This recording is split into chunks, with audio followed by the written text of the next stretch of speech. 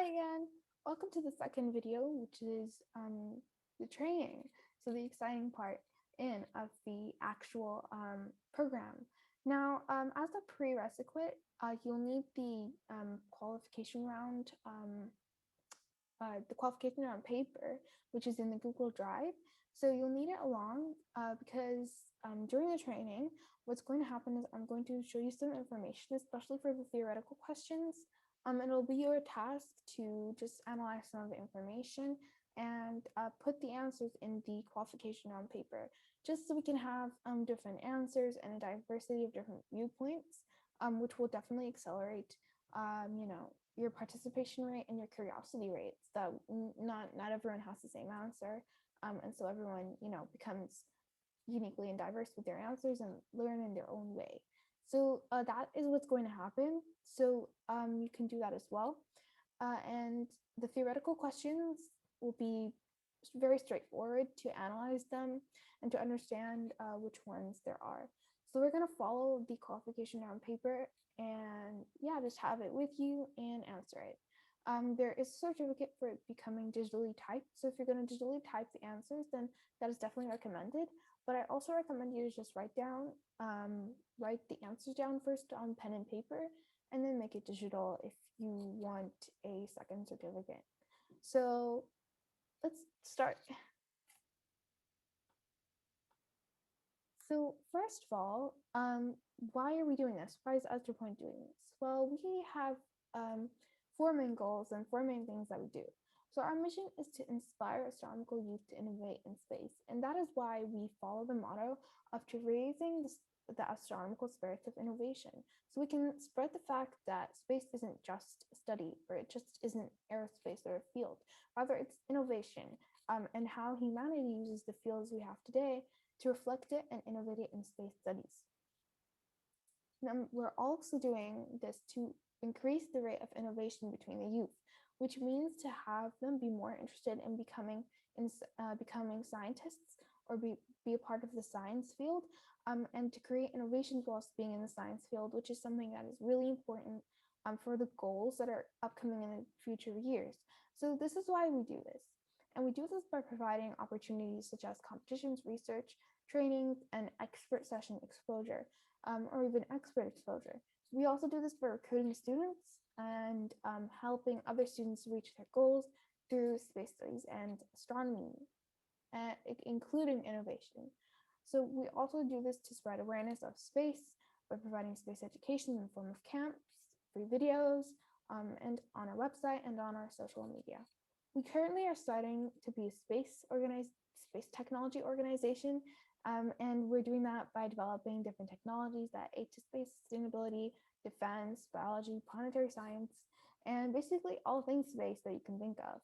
So we're doing this to do different projects, and we're also going to be recruiting students, so keep an eye on that.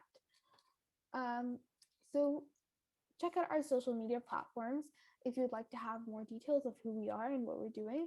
And if you have any more questions, partnerships, ideas that we can implement in our organization, feel free to email us, and we'll definitely be happy to answer all your concerns and questions. So here are the links that you can reach out to us, you can use to reach out to us. Now let's begin. So there are only 5,000 stars out of 300 billion that we can see with our naked eyes. So that means as a pale blue dot, as we look through the sky with our naked eyes, without a telescope, to today's time, we can only see 5,000 stars out of 300 billion. So just imagine a canvas that you've painted. It doesn't even come as a certain fraction over this out of the billions of stars that are in our galaxy. So this is definitely something that puts us to the smaller scale. Now let's begin. So there are Meteor and Alcor stars that are in our universe, and these Meteor and Alcor stars surround each other to a barycenter, and they are both in the Big Dipper system, in the Asterism. Now, a Big Dipper asterism is basically consisting of more than one constellation, and it doesn't classify as a constellation. So that's what an asterism is. It's basically different constellations with each other. There is a Big Dipper constellation, but they can also be classified to be in the asterism, um, or in the constellation Ursa Major. Now, why are they called Mizar and Alqar? So these are actually Arabic names, and al-Mizar, which means a wrapper or something that wraps something else, and al-Alqar means soha, which means something that has been forgotten or lost. So they come from that, and they've been named by Arab scientists as well. So they follow a quadruple star system, which means that in a quadruple star system, there are, multiple stars orbiting each other around a barycenter. And a barycenter is basically the gravitational center between two center of masses, or more than one center of mass. And this barycenter, think of it like, a rope. So if we have a rope, let's say, or you can think of it as, rope with two sides tying each other so much, and it's placed in a center that's unknown, where that's pulling it as well, that's pulling it downwards. So just imagine there's a force downwards and two forces pulling on each other with their center of mass, and you're in a vacuum in space, so you don't follow too much gravity. So what happens is they could rotate, or they could stay with each other to one center point. So even if you rotate them, there would be one center that they're rotating on, and that wouldn't change, except if something really big happens, like some sort of gravitational wave, or asteroid hit or collision, or even a black hole could kind of distort their positioning. But there's a lower probability of that happening than them staying in their own place. So that's what a barycenter. That's basically the center between two centers of masses, based on calculations that we can determine what the barycenter is, and sometimes there's even more than one barycenter. So that's something important to think about. So using their gravitational forces of attraction onto each other. Now, an Alcor, on the other hand, is part of a group of binary stars. So that means that there are two or more stars in a multiple star system around a barycenter. That's for the Alcor. So there's also Comet Neowise, or C/2020 F3, which we've seen on 27th of March last year. And it's near a parabolic orbit with a long period comet, which means it stays in its position for a longer time in the same orbit.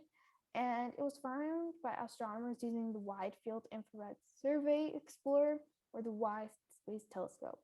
It's an 18th magnitude object, which is the classification of comets, and dependent on their magnitude. So it's on the 18th scale, and it's about 2 astronomical units away from the sun. So that is, approximately 300 million kilometers, and about 1.7 astronomical units away from Earth. Now, determining different astronomical units allows us to determine the distances and the proximities that we're supposed to be using on our infrared survey explorers, because in this way we can determine the lenses as well as the other sensors that we're going to be using, and basically the wavelength and the bandwidth that we're going to be needing to determine the actual location and positioning of the comet. So also this will also help us classify the comet, indeed, by finding out the different distances it has relative to us in the sun. So that is something very, that is something that we have to take in consideration. So something that is unique about it is the fact that it has, you can see it with the naked eye. And comets, usually you cannot see them with the naked eye. And from the northern hemisphere since the mid 1990s, you couldn't see something with the naked eye. So yet it was discovered in the March 2020. So there's also a Geminis meteor shower, which is a very intense meteor shower, which means that it's about 35 kilometers per second, and you could see lots of Gemini. You can see lots of meteors at one time, which they all move at a speed of 35 kilometers per second. So every year you can see this intense shower from December 13th to December 14th, and it was due to the collision of the Palladian asteroid 3200 Phaethon uh, and with a rock comet orbit. And this is a way that meteors are formed from asteroids becoming smaller, as you know, the classification system, and then meteors colliding or disintegrating will form comets. So now I'm going to show you a couple of constellations. Now, a constellation is very important for us to know so we can navigate through the galaxy. Currently, we use constellations to navigate through the galaxy, use relativity and find the differences between stars, and we're also using them for parallaxes. So a parallax will allow us to find the time and the changes of the season. Now, this is very important because it will allow us to determine what time it is. So this is how our ancestors used to determine it. So as you can see, it says on one of the constellation posters, facing north around 7 p.m. local time, mid-November. So this will allow us to determine where we are in the year, and which could then lead to us, adjusting our daily lives depending on these times of the year.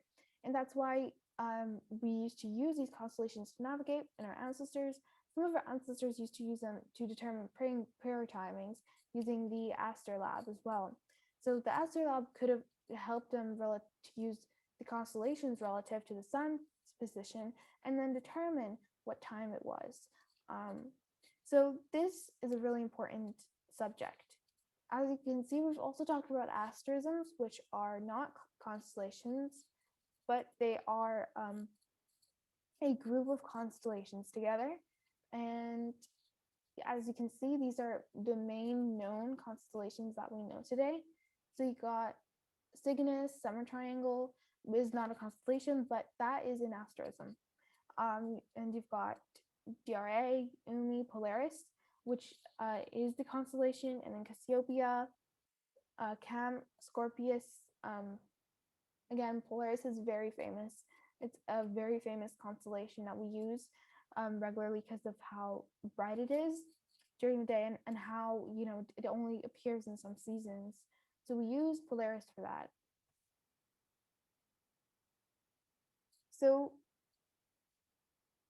now we're going to do a theory